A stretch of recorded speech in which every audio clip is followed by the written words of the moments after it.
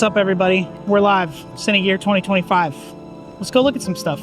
Okay, let's back up. I wasn't actually supposed to come to CineGear this year. It kind of just happened. Let me explain. I was with some of my favorite people of all time filming a project in Las Vegas a couple of days before CineGear was happening. And I originally thought that the schedules for that job and CineGear were going to directly overlap, so I kind of just put the idea of going to CineGear out of my mind entirely. But as we were kind of wrapping up filming on the last day, I saw that I actually could probably make it to CineGear. And luckily for me, my friends David and Joshua, who live in Los Angeles, had actually driven down to Vegas for this job and were driving back. And they were like, hey, if you can change your flight, you can basically catch a ride with us and then we'll all go to CineGear together. And so that's what we did, and it was pretty awesome. This is my first time coming to CineGear in Los Angeles. I had been to CineGear in Atlanta several years prior. While the Atlanta version is cool and I'm glad it exists for people in the Southeast, the proper CineGear LA is just a different animal entirely. I've been to NAB in the past, which is also awesome, but I personally think CineGear is one of my favorite expos that I've ever been to for a lot of reasons, but overall it's just a super fun environment. Not only do you get to put your hands on some of the latest and greatest technology that all of these manufacturers and companies are releasing, but you also get to talk to the people that are behind the stuff, and that to me is really the most exciting part of something like CineGear. Just to name a few, I got to talk to Mitch Gross from Aputure, I got to talk to Oleg and a couple of other people from Xelmus. Briefly got to chat with Dom and Galen from the V35 project at their booth, which was awesome. Another significant thing that happened that was very random, but very interesting, was I ran into Roger Deakins in the bathroom, which was very unexpected. And I did not say anything to him, but we were about 2 feet away from each other for about 60 seconds. But it was extra interesting and maybe a little weird to run into one of the greatest cinematographers alive in a honey wagon. So do with that information what you will. Let's jump into it and check out some of the stuff that we got to see. All right, so to start off, we went straight to the Aputure booth, more or less. We got to see all of their new flagship lights, everything from the brand new XT52 all the way down to the ADC and everything in between. The XT52, by God, it was much larger than I had envisioned it being. One thing that was interesting about it was the ballast is actually very small, like not that much larger than like a 1200 ballast, for example. Of course, it was very bright, has the new Blair engine in it, which is awesome, which means that its spectrum is just dialed in, and it was awesome to just kind of get to play around with all of those fixtures. Of course, they're all amazing, but the one that really stuck out to me personally was the new ADC. It's just so tiny, and it's actually really bright and really versatile, and especially in that 3-light kit that they now offer, I just think that you can get a lot done. It just seems to be like a great investment for small jobs. I anticipate that that will be one of my next purchases, probably along with a 1200X. It's really cool just to see all that, get to play with it. It was also amazing to get to talk to Mitch Gross, who is one of the brains behind all of the technologies at Aputure, to hear an expert really break down what is significant about the new Blair CG engine, and it was just awesome. I think spectrum is one of the more important things in modern day lighting and considerations that a cinematographer needs to be aware of, and I feel like a lot of manufacturers are not really talking about or addressing the spectrum issue, which can actually cause a lot of problems. And so it's really encouraging to see Aputure just diving headfirst into making lights that have the best spectrum possible. And so I'm really excited to see how that technology continues to develop moving forward.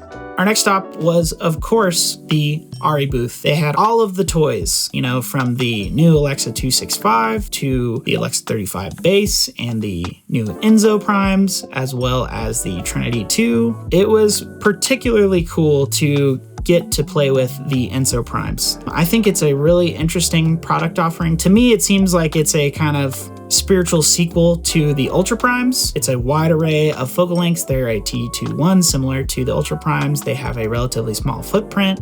So the two things that I think are pretty significant about the ENSO primes are their close focus ability across the set, which is fantastic, and their relative tunability using the ENSO vintage elements. It's basically the same technology that is in the impression filters that you can use with signature primes, but basically it is a magnetic rear filter tray where you can add things like diffusion, even ND filters, or they're kind of bespoke set of filters that are actually more like diopters that are made specifically for the ENSO primes that kind of can tune the look without having to disassemble the entire lens and mess with the coatings and all that kind of stuff. I just think that given what you can get out of the box with these lenses, they're pretty versatile, which is not the case for a lot of spherical primes that are out there. Most sets of primes today have a look, and you can either, alter that look entirely by having them tuned differently by, something like the V35 project,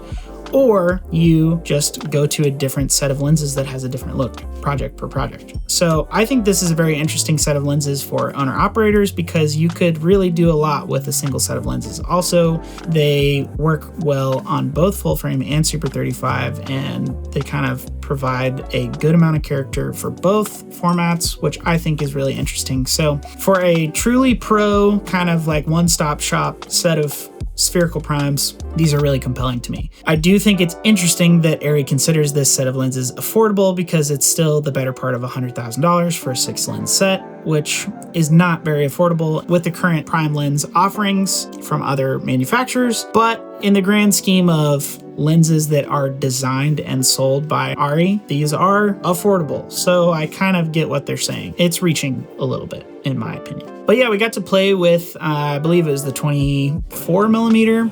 Man, it is crazy depth of field when you're that close. Getting to see the close focus capability of that lens, was pretty crazy. Technically speaking, it's not a true macro lens, but the close focus ability is like away from the front element of the lens, which is just nuts. And the other thing that was really interesting to me was the depth of field when you are at that level of close focus is pretty insane. Even at like a T8 or T11 on the Alexa 35, there was still an extremely shallow depth of field. When you, open up to a 2.1, it is very, very, very shallow, which is just interesting. So I think that's a cool trick that cinematographers can have in their arsenal now with these lenses. So that was really cool. Did you build this? I didn't know how to prop design it. Can I get in here? Yeah. An honorable mention goes to the Optic fluid filters and their Luma tray, which I got to see at the Atlas booth. It was super cool. I don't think this is a trick that I would break out on every project, but it was really interesting. Basically, it's a motorized circular filter tray that has a build your own kind of diffusion sparkle fluid filter, and you can put different colored glitter in it. They had one that was kind of like little pieces of what looked like fiber optic cable that were tiny. There was one that was just fluid, so it kind of gave that like water on the front of the lens look. But basically, like you can dial in the filter to whatever look you want. You can control the rotation of that filter with a lens motor, and they also have this thing called the Luma tray, which is basically like an RGB light that shines into the filter so that you can adjust the kind of specular nature of whatever you have decided to put into this filter tray. It just makes a really fun effect, in my opinion. I think there's a million use cases for it. I definitely don't think this would come out on every project, but for a very specific shot that's got a specific emotion or a specific feeling to it, I think this is a really fun tool that people can just get really creative with. Probably one of the coolest things was getting to go to the Sony booth, and we just, we got to see all of their latest stuff. I had never seen a Burano in person. We got to see the new FX2, rest in peace, rolling shutter.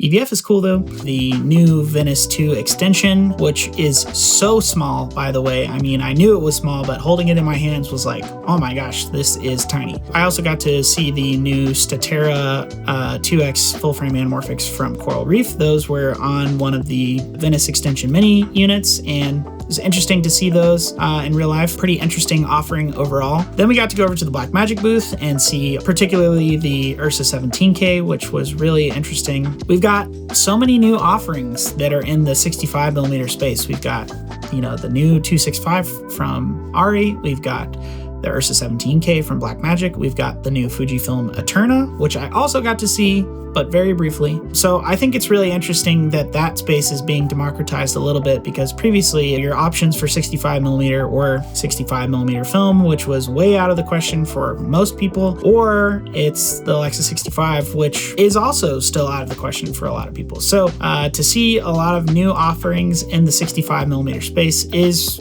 pretty cool, in my opinion. Also, the Pixis 12K is very interesting to me. I think that sensor is capable of a lot. So once the Pixis 12K ships, I'm really interested to see how it kind of ends up being in the real world. But that camera I'm keeping my eye on, because for the price, it surely does a lot. And it makes something like an Alexa Mini seem very silly. So stay tuned. As far as lenses are concerned, probably my favorite thing that I got to see this year at CineGear was the Xelmus Aura 2X Anamorphics. I've been a huge fan of their Apollo series for a few years now. I've never actually gotten to shoot a project on them, but everything that I've seen out of them looks incredible. So when they announced their Aura series a few months ago, I was very interested to see kind of what they were doing. And if you want like a full and proper breakdown on both the Apollo series and the Aura series, you should go check out Nick Salazar's video that he posted recently. It is an awesome breakdown. He's got a ton of test footage in there that you get to see, and he's also just pretty much an expert on all of that stuff. So go check out his video. But to me, I just really loved the look of these lenses. They were very sharp, wide open at a T22, I believe, but not clinically so, just in a very pleasing way. The bokeh was very, very nice to look at, and the barrel distortion was also very pleasing and controlled compared to something like a Koa or some of those wider, more crazy barrel-y anamorphics that some people are used to. Overall, it was just a very, very pleasing look. The flares still definitely have a blue bias overall, but they are not over the top like blue flare, kind of like original Atlas Orions or anything like that. The name of the game with these lenses is just subtle beauty. They're very painterly, they look awesome. And of course, I was not looking at a very controlled lighting scenario. Even the little bit that I got to see was very, very impressive. I believe I talked to Oleg, and he had said that the kind of inspiration for these lenses was the Panavision C-Series, which are beloved and have been used on so many amazing projects. These are definitely in the spirit of C-Series. So it's really cool to see something with this look that's now available to actually purchase and own for individuals and rental houses alike.